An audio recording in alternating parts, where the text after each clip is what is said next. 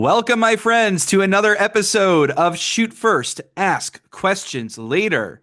Today, we are joined by Rabbi Yehoshua Domosh, and we are going to be doing what I believe is our first tshuva of the Rivash. And as you'll see when he introduces the Rivash, you'll understand why this should have happened probably much earlier, but certainly not too late. Rabbi Domosh currently resides in Lakewood, New Jersey, where he learns in, I guess I would pronounce it Kol Tiferes David, for you it's Tiferet David or Tiferet David.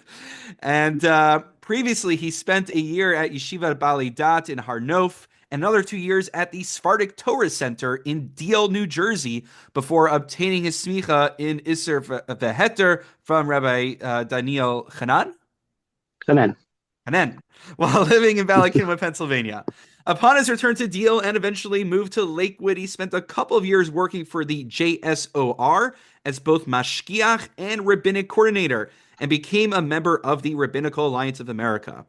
Rabbi Domosh has published several articles in Kovetz Avkat Rochel, the Sephardic Halacha Journal of the Americas. He hosts a Sephardic Halacha podcast, aptly named the Sephardicast, and also runs a Sephardic WhatsApp group, mainly populated by people who live in areas without a Sephardic rabbi. So if you are a listener and you are Sephardi and you feel like you are homeless without your own Sephardic rabbi, this may be an address for you. You'll give us some information after the episode. We can put in the show notes so people can connect with you. We do have some dedicated Sephardic listeners who get excited at these episodes, and I think it's I become myself am one. Oh, yes, I know you've been very dedicated. I appreciate it. And so I guess it's like an annual tradition. For some reason, I hear from Sephardic rabbis around Pesach time that they want to do an episode. I have no idea why, but I am very excited to do it. And of course, given your expertise in the Kashrus industry and with your Sephardic background, I can guess what the topic is probably. I mean, I don't have to guess, you tell me ahead of time, but I can guess what the topic is going to be. So we're talking about the Rivash. Maybe briefly tell us what is the topic of the Chew of the Rivash and who is the Rivash? Perfect. So the Rivash is Rabbi Yitzchak Bar Sheshet, and he was born in Spain and was a student of Rabbi Chesdai Crescus the first, not the famous philosopher. He's the father of the Rabbi Chesdai Crescus the second, which is who we know as the Or Hashem. He's also a student of the Ran and a Rabbi Peretz Cohen. And while he was younger and living in Spain, he was a merchant, was also a great Talmudic scholar, but he earned his money as a merchant. He was arrested with the Ran and Rabbi Chasdai Crescus in 1637, eventually moved to Saragossa. Oh, wait, so you're saying then he has a criminal record? a little bit. Um, False charges, obviously, but was Yes, arrested in I'm sure. 1637. They went to Saragossa and then eventually Valencia. And then in 1391, he began the basically second half of his life when he had to flee Spain during all the uprisings and expulsions and wonderful pogroms that happened over there. Everyone knows 1492, but 1391 was another big one. So he fled to Algeria, where he quickly became the chief rabbi of Algeria. Interesting machloket he had there. He got government backing to be the chief rabbi of Algiers, and the Rashbitz, who was on his Beit Din in Algeria, was not a fan of that. And in fact, when the Rivash was nifter, the Rashbitz became the new Av Beit Din and chief rabbi, but only on condition that he was not recognized by the government. Um, Interesting. So the government was playing a role in who they recognized as the rabbi of the Jewish community? Yeah, it's not a new thing. Right. Definitely has happened many times throughout history, and this is just one of them. But the Rivash and Rashbats had two very different opinions as to how much government intercession there should be in the Jewish community. Oh, that's fascinating. As you said, like these kind of controversies have happened in the past, but you're saying so the Rivash was more closer with the government and they had a Right, dispute about how much you should be making yourself, having hiskarvus l'rishus, right. the So rashut, sorry. definitely some of that. But it's interesting they both served in the same position, just under completely different pretenses. Wow. So that's interesting. Okay, that's already biographical data that I did not know about coming in because I'm just kind of used to seeing the Rivash kind of cited in later halachic literature. But I like what we're doing, which is we're not just looking at a citation in Nosei Kalim and Shulchan Aruch or Torah. We're going to actually look at a tshuva of his directly from the source, or the listeners will just Sure. have to trust us that that's what we're doing. We are. We're going to look at Siman Reish Nun Hey, or Siman 255 from the Rivash. This is part of a string of teshuvot that he sent to Lunil. I think there's 10 of them. I think it starts at Reish Nun Gimel and goes to Reish Samech Bet or something like that. Just why it starts with the word ode. It kind of just drops into the middle because the whole big long letter that when they compiled the Teshuvot of the Rivash later, they broke them into chapters. So do we know who the Shoel is? Who's asking the question? What is the question actually? Just tell us what is the question. So the question is regarding a drink called agua ardiente, which is mentioned a couple times in Shulchan Aruch, which literally means burnt water or fire water. Essentially, it's brandy, and it's made from stam yeinam. And the question comes from Rabbi Pinchas ben Shalamia or Shalmaya, I'm not entirely sure, but he's from Lunil, which is in Mhm. Provence. And the Rivash wrote hundreds of chuvas, many of them in Spain, many of them in Algeria and Morocco, but some to Provence, some to Germany, and to France also. So this one comes from Lunil, and the question was if they can use this brandy, which they know is made from stam yinam, for someone who's sick.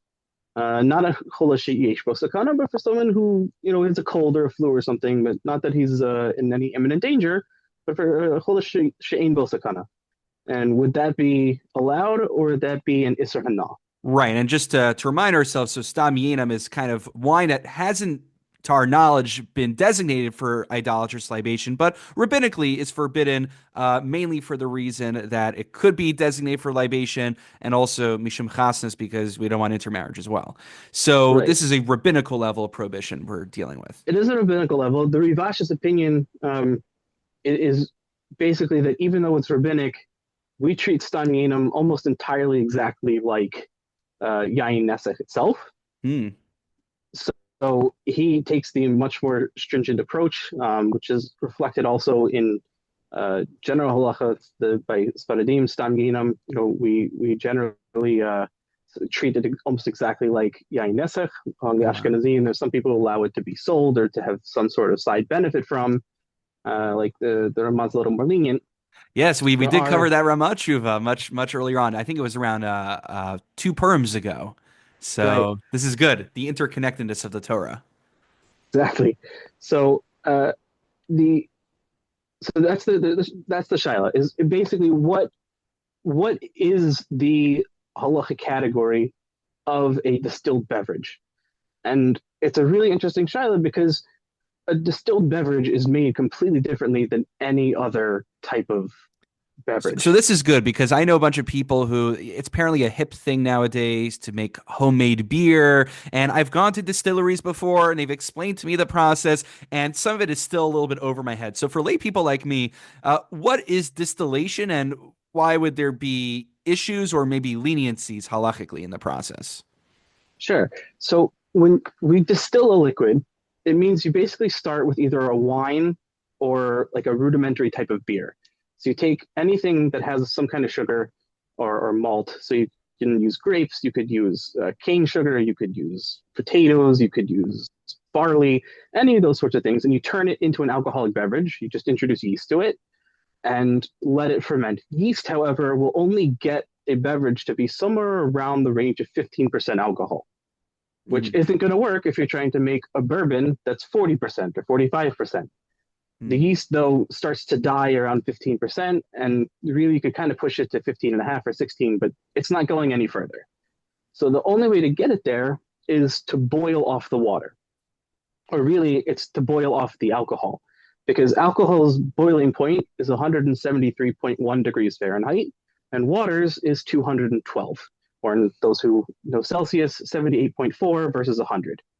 Mhm. So the way to get the alcohol out and to concentrate the alcohol is you boil this beer or wine or whatever it is somewhere in the neighborhood of 180, 185, 190 degrees. And most of what's going to come off, those vapors, are going to be alcohol. And so you can get that, you can collect it in the coils, and condense, and it will recondense into a liquid. And then you can catch that liquid in some sort of flask or still, and that liquid will be a much higher concentration of alcohol. You can, on one distillation, you could probably get it at the initial distillation point where it's just or mostly the alcohol boiling off. Um, it's probably about 170 proof. And then if you continue to distill it more and more, which is what like vodka and gin are grain neutral spirits.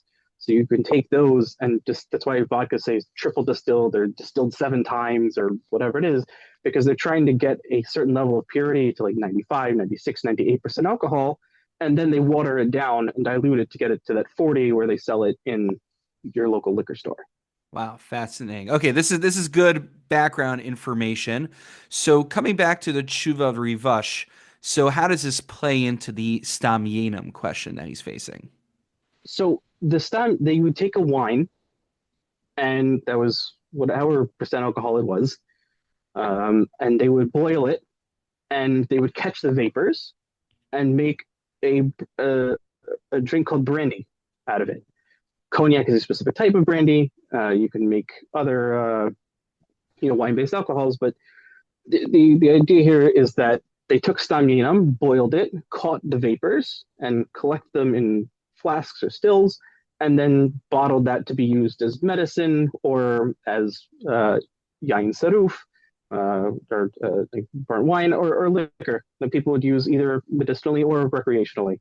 Hmm.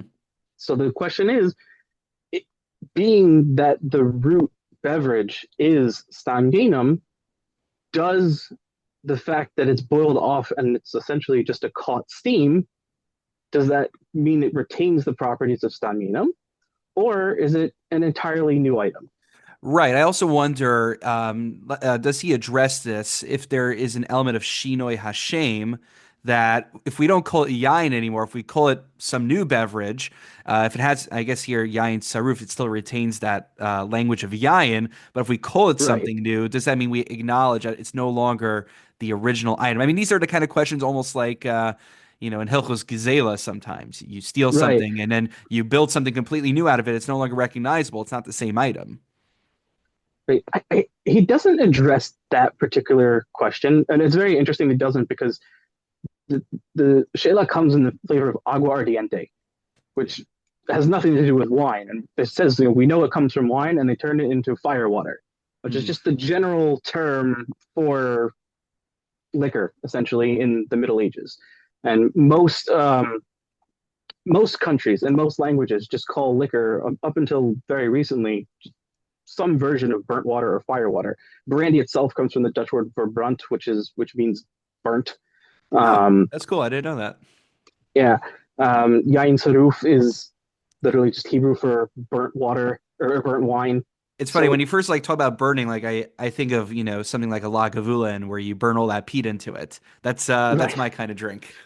not exactly the same, but the Right. process for making a lagavulin would be exactly the same. Just using barley as opposed to wine. Right. So how does the Rivash factor in the distillation into the halachic analysis? So he starts with a really two Mishnayot from Masechet Machshirin, and in the Mishnayot they talk about if you have a condensation or a zaya that comes from something cold, so that condensation has nothing to do with if it came from a forbidden source, it has nothing to do with it. But if it came from a heated source, then it would be in his words of hayotz min hamashkina chamin harihu kemashkinatzman. Something that comes from a heated source, it's like that thing in and of itself. So this is interesting because I know when we talk about ovens in modern halach, I mean, I think there's a tshuva of the rush that we point to. Yeah, there But it is. comes to zeya, right? We say reichala milsi. That's how we paskin that aroma from something is not enough to render something else not kosher. But zaya, like you said, actual condensation, we generally are concerned for that. Right. So the Zaya we would be, and there's a tshuva from the Rush there. It's also codified in Hilchot Tarumot. This particular tshuva from the Rivash is actually codified in Hilchot Yain Nesach, in Siman Kufraf Gimel. Um, but yeah, that does come from the Rush. Similar idea, where if the Rush's case is where if you had milk and the Zaya came out of the milk and went into meat, so then if the Zaya was still it's flooded but was still hot, then the meat would become a sadeh chalav. So Right. similar idea here. Basically, anything once it's heated, if that uh, the the steam or the liquid coming out of it retains or retains its heat essentially, um, so it can transfer, and it retains also all of its properties, even if it becomes is taken away and becomes something else. Interesting. So that would be seemingly a chumrah, if I'm It would understanding be. correctly. It would be. And the Rivash basically comes out from the Teshuvah. He tries at the end really to say, uh, my Rebbe the Ran wanted to say that Stam Yenam is it's like Shari Surehana or like Shari not Shari Surehana Shari Surim. It's not an Isser Hana. It's just like a regular Isser Durabanan. That's an Isra. Um, it's an Isra Chila. It's not an Isra Hana. But he says, but even then, it's to try and take that kula and then to say that this really is only going to work in the case where I'm using this brandy for something like sticha. If I was rubbing it as I'm not a big fan of vodka. I say vodka's best use is as a disinfectant. So if I were to I'm take with you on vodka that. that was Apologies to our made Russian from listeners. yeah, if I were to take vodka as a disinfectant, the Rivash would say like, okay, maybe that would be fine. But if you're going to take this brandy that's made from staminum and you're going to drink it, and it is retaining some of the flavors and taste from the original wine it was distilled from, to go ahead and drink that and say, oh, I'm only using that for refuah. It's very nice, but it's still derech achila. It's the normal way to consume it. We can't go ahead and allow that. Right. I imagine there are factors also. What's always interesting in these kind of sugyos is the principle of bata daito itzel kol adam. That isn't about how I subjectively use it. It's about how most people use it. It's about how the manufacturer decides when they make it. I imagine these could be important factors. But so is that ultimately the conclusion of the Rivash is to go lahachmir and he doesn't allow this, was it Right? cholish aimbo sakana, someone who's like He bedridden, not feeling too well to he use it? doesn't allow it for anyone. Wow. He says even if you're a cholish yesh sakana, he Really? says it's still yeah. Even if you're a Whoa. cholish yesh sakana, he doesn't allow it. So you should rather He die than drink Stam Yedam? yeah, Questionable Stam yeah, Yedam? yeah. Wow. He compares it to the case and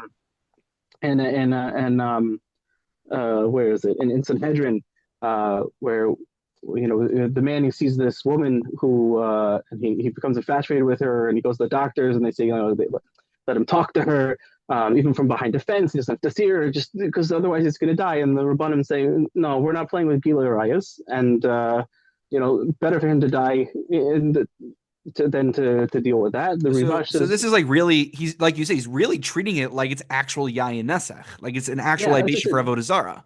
The Rivash basically says he says my Rebbe the Ran is not this machmir, but in my opinion, Stam Yinam is exactly like Yain Nesach, and we're going to treat it exactly like it.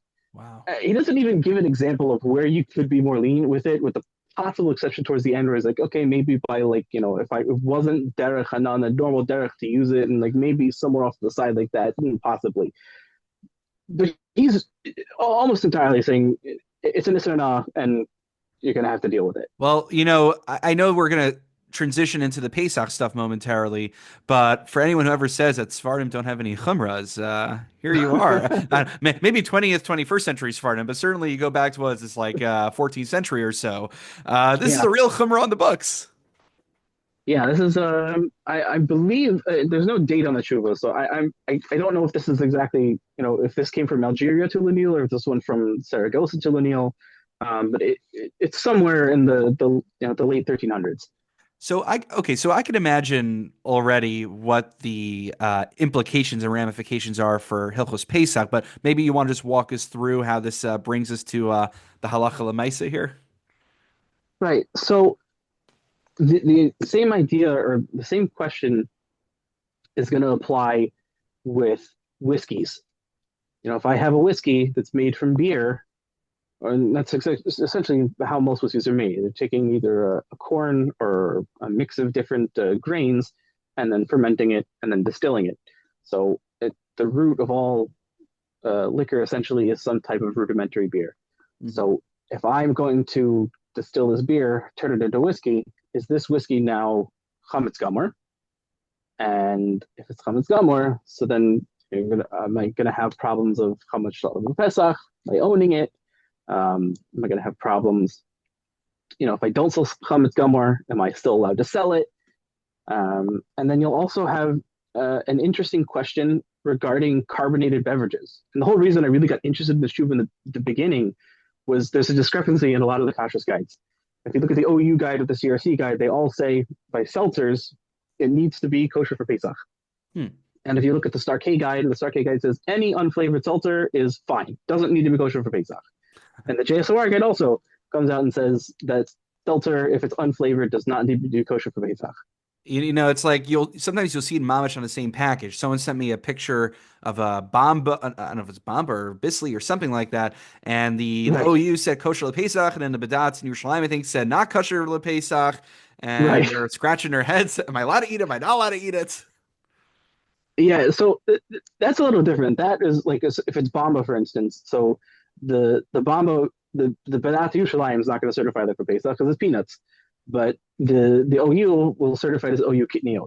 So there are a lot of times where another Peshkachel will come onto a product specifically for a Pesach run if they're using either kitniot ingredient or maybe there's an ingredient that one Hashkacha doesn't particularly like where it's coming from or doesn't like the um, it might be a suffix kitniot kind of question. They don't want to get involved in it.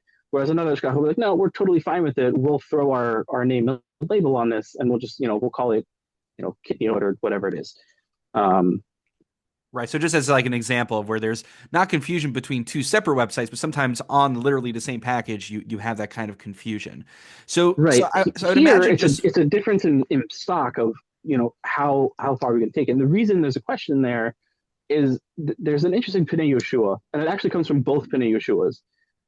Not many people know there are two you don't different usually don't ones. quote a Pnei Yeshua for halacha lemaisa. This is interesting. Right. So the reason we start with Pnei Yehoshua is we actually start with the first one, which is the Shelet Shivot Pnei Yehoshua, and Huh. that's the grandfather of the Pnei Yehoshua and Shas.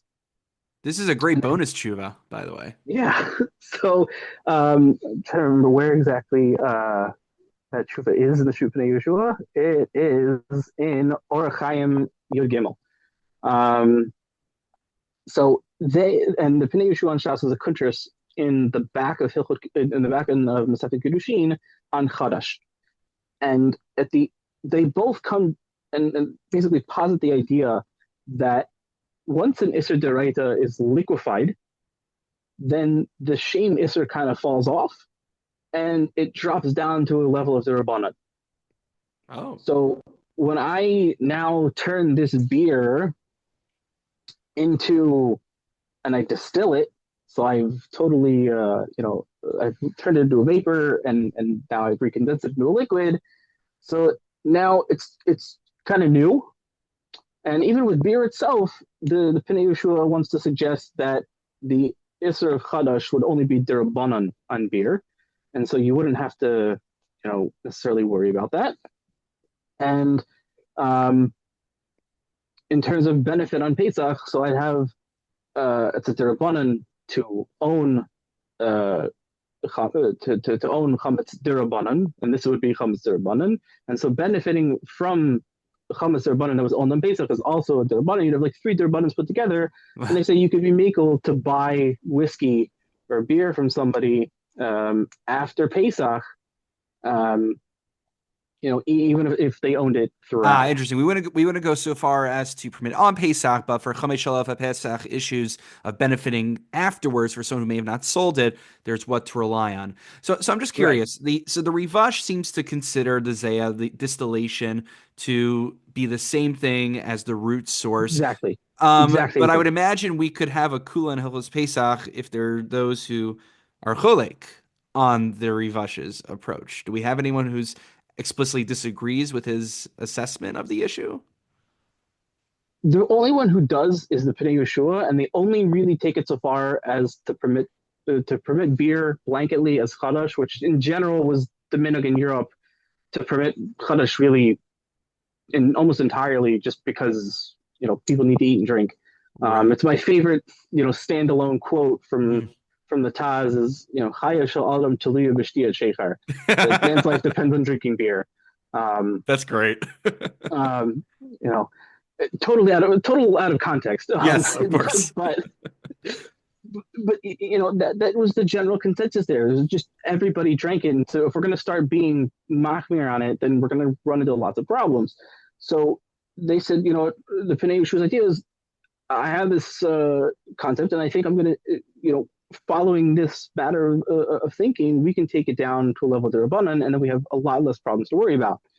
But no one comes out and basically says, I disagree with the Rivash entirely. Right. Um, They mitigate it, but no one seems to, notably yeah, really I go mean, against him on that.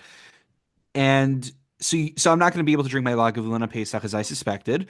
no, Now, I'm curious, you mentioned that there are ramifications for carbonated beverages. Can you just unpack that one a little bit more? sure. So it's a lot less common nowadays, but it does still somewhat apply. One of the ways of getting the carbon dioxide for a soda or for a seltzer, or sometimes they put extra carbon dioxide in beer, is you have to catch it some way. So there's different ways carbon dioxide can be made and caught. One of them is when you burn methane, for instance, when methane burns, it becomes carbon dioxide and water. That's how it splits when you burn it. It becomes a couple molecules of carbon dioxide and then a couple molecules of water. There are other different chemicals that processes that you can create carbon. You can also just synthesize it in a lab. But one of the easiest ways to make it is in the production of beer, whiskey, ethanol, and other alcohols. Oh, wow. I did not realize that. So large breweries actually have carbon catch and scrub systems where they catch the carbon dioxide that's given off from the ethanol production or the alcohol production, and they clean it and scrub it, and they put it. Some of them just put it back into their beer as they're bottling it to give it a little extra carbonation, help it survive, like a little more bubbly for a little longer. And others, they actually will liquefy it, they'll condense it into a liquid or a solid and put it in canisters, and they will sell it to bottling companies that are bottling sodas. So here I am, the uninformed, kashrus consumer, indignantly saying, "Why are these kashrus agencies telling me I need a kosher Pesach seltzer and this and that?" And here I had no clue that there could be interaction with alcoholic beverages that their base is chametz. Right. So the big question is, what are we going to consider this carbon dioxide? Mm. Because, if it stays a gas, so then a gas is a gas. There's really nothing to do there. But because they liquefy it or solidify it and then sell it to be reintroduced, so then the question still stands: does the shame chametz of the beer, ethanol, whatever was made to, does that still apply? The other question you're going to get into is a lot of the earlier poskim were much more machmir with it, and Shlomo Zalman Auerbach, Moshe Heinemann, they're a lot more lenient. And part of the reason is that originally when they made the carbon dioxide and they were catching it and reusing it, it wasn't so clean. That's why I said they have carbon catch and clean systems. And there's different ways of scrubbing the carbon dioxide, is what the industry term is.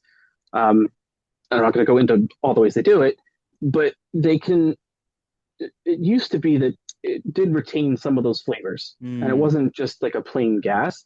And nowadays, it's fairly clean, and there's really no taste left. And so, if we're gonna go with the idea of Tom Iker, right. then you're not gonna really have any Tom anymore, and therefore, you could say since there's no Tom, it's just a gas, then there's really no issue, which is Right, the opinion they've really, chemically isolated it from the chametz, and exactly. like you said, it's not imparting flavor anymore. We say tam ke'iker. If there's no imparting of flavor, then it's not there from a kashrus standpoint, arguably. Right. So that's Rav Moshe Heinemann's approach, and that's the Starcade approach, which is why the books say, or the Starcade guide will say, there's no issue. A lot of even if it's coming from a brewery or from whiskey production, a lot of the ethanol production here in America is corn based, so it's kidney oat, which is why the Ah, JSOR guide says you don't have to worry about it because even if it is, it's most likely kidney oat. And the OU and CRC kind of take the opposite approach and say, look, it may mostly be kidney, but you know, there's such a thing as, Chumer de Pisca, and it's a good idea to make sure that everything is, kosher Pesach, and to not have to get involved in any of these questions. especially if we have to pay a little bit of a premium on top of it, right? Right. I'm just kidding. So in our last few minutes, I mean, this is, fascinating. I think eye-opening from a halachic kasher standpoint. The mitzias, the behind the scenes that you're able to provide as a kashrus professional is very much appreciated. I personally learned a lot on this episode. Is there anything else just about kashrus, about Pesach, about being Sephardi, anything you'd like to leave our listeners with? So I would say one is a lot of this isn't, all things I learned on my own. Much of it I have to thank Rabbi David Cohen from the CRC. Hmm. He has a fantastic series of books on kashrus halacha. You can find him on Amazon. Not plugging him because I'm not getting any benefit or anything. Just as a kashrus professional, they're fantastic references. Right. Imre Um, David, was that what it's called? yeah, the Imre David. Yeah, you can. I think also like kashrushalacha.org or .com, something like that. But yeah, you can order them on Amazon. Um, but a lot of this information from today, and a lot of other things I learned, are picked up from his farm. And I think in general, there's so many things we kind of look at and say, what could really potentially be the problem with this item, or why is this, why does this particular food need to be kosher for Pesach? But a lot of times we don't know all the behind the scenes that's going on at different factories. I remember, uh, I was listening to I think it was Rabbi Kiva Niehaus from the CRC who was saying, they went to a brewery and the everything looked good and they're about to certify it, and then they went and they saw in the research and development room where the brewers do their own weird little things. They're making some kind of like oyster beer or something like Oh that, my and gosh. all the steam lines and everything in the factory were shared. Wow. So all the regular beer is just your basic, things, barley, wheat, water, and yeast and hops, but the other room that was connected to all the equipment was, using all sorts of non-kosher ingredients, and so the entire factory was, no good to be kosher certified. So you could see a lot of things that they really look innocuous, but that's not necessarily the case. And I think in general, my opinion and the opinion of a lot of the kosher professionals I've worked with and have talked to, you know, an educated kosher consumer is the best kind of kosher consumer. Always look, always check. Don't be afraid to ask the mishgichim questions. When I worked as mishgiach, I loved when someone would come in and ask me, what hashgacha is your meat, or what's your process for this, because it means somebody cares. And it means that somebody takes my job seriously, and it's not just me taking it seriously. Um, so not saying everyone has to do that, but you know, just take a look. Um, So I was so actually in the store the other yeah. day. I was in the Pesach aisle and I just found something on the aisle, like, next to everything else. It looked exactly the same, but wasn't kosher for Pesach. And I took it over to the manager and said, "Look, this is over here. Just double check your things." Um, because again, it might have been innocuous. It might have been something that really wouldn't have been a problem even if somebody used it. But the fact of the matter is, if we're not at the plant or if we're not, in the production facility, then we really have very little idea of what's going on behind the scenes. Right. And this is great. I mean, I think for me this is, and I could definitely use this. This is a lesson in humility that many times I can scoff and say, why does this need a hesher for a Pesach? Well, why do I need to do this? Why do I need to do that? And, I had no clue, for instance, that the seltzer could have any contact with chametz at all whatsoever in the process. And I think it's really just like a lesson in humility, and also just for myself, before I fling an accusation of why does this need to be kosher Pesach, I have to really do my research, ascertain the mitzias, and that's why I'm grateful for kashrus professionals like yourself who take the job seriously and truly get to the bottom of the matter. So, Rav Domash, I really appreciate you coming on the podcast. I know you've been a fan of it, and I think My our pleasure. Thank listeners you for are. having me. Thank you, and I think our listeners are in for a good kosher Pesach treat, if you will. So, I wishing you understand. a chag kosher v'sameach, and I hope you enjoy your, well, I guess not lagavulin, but whatever you'll be drinking over the course of Yontif. Thanks, Kasher. Thank you.